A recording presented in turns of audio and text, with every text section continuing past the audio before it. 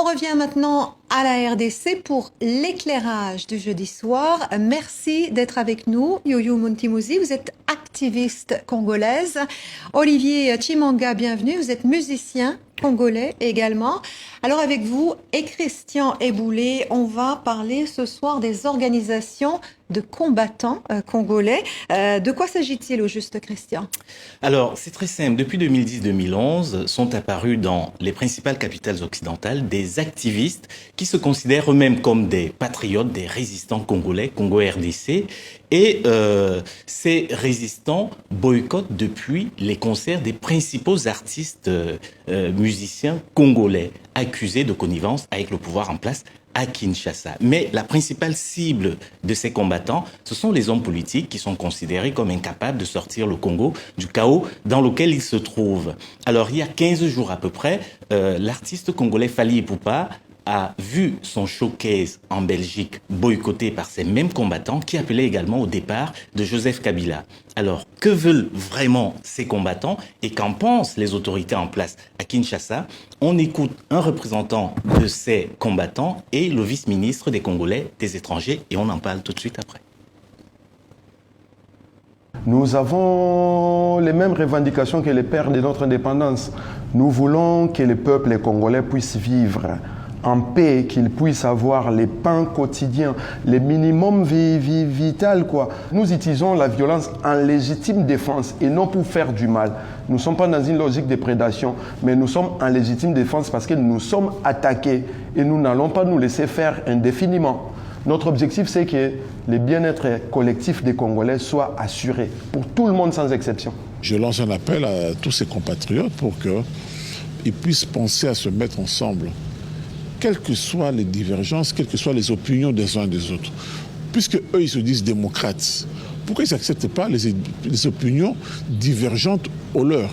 C'est ça. Et puis, ce que je dis toujours, vous n'êtes pas au pouvoir, vous tabassez les gens qui ne partagent pas les mêmes opinions que vous. Alors, le jour où vous serez au pouvoir, vous ferez quoi? De ceux qui ne pensent pas comme vous les tuerez. Olivier Chimanga, en 2011, vous avez été vous-même agressé par certains de ces combattants. C'était à l'occasion d'un concert à l'Élysée-Montmartre à Paris, le premier concert boycotté par ces combattants en France. Vous pouvez brièvement nous raconter les faits ? Oui, en fait, ce jour-là, j'ai été convié par Papa Wemba, le feu Papa Wemba. C'était un concert qui devait partager la scène avec Oweranson. Et moi, ce jour-là, j'arrive au métro, je sors du métro, je vois il y a une dizaine, une millier de personnes même devant la salle Élysée-Montmartre avec des slogans « Kabila dégage ».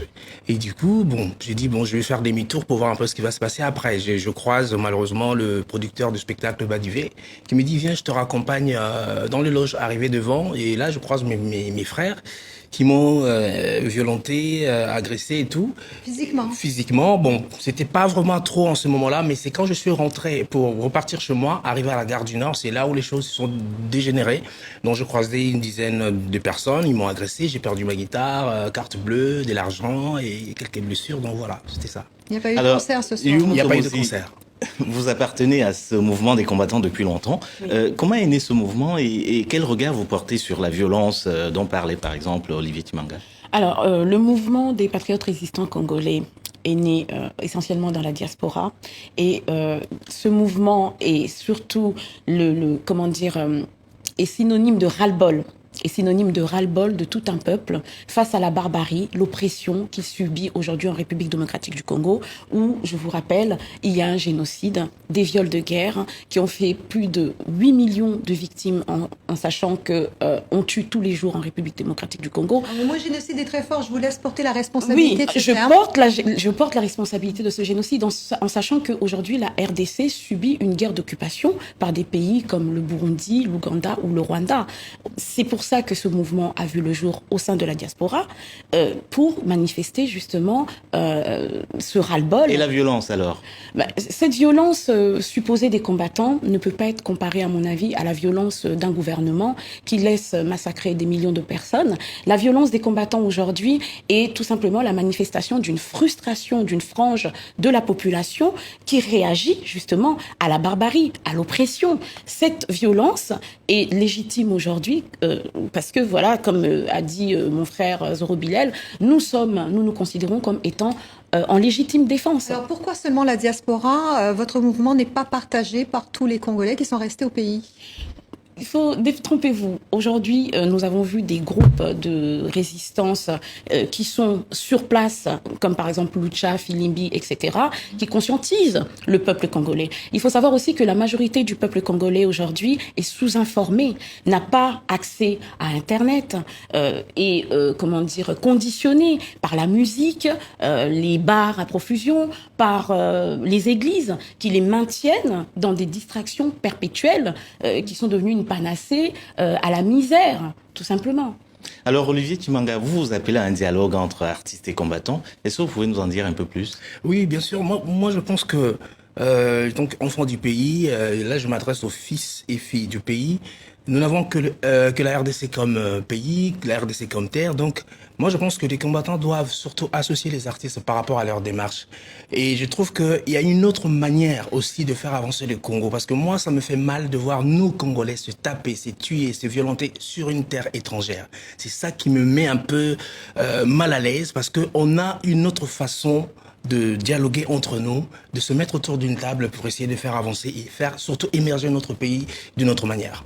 C'est peut-être justement le rôle de la société civile. Vous parliez tout à l'heure de la lucha. C'est peut-être eux qui pourraient servir de médiateurs finalement entre les artistes et les combattants.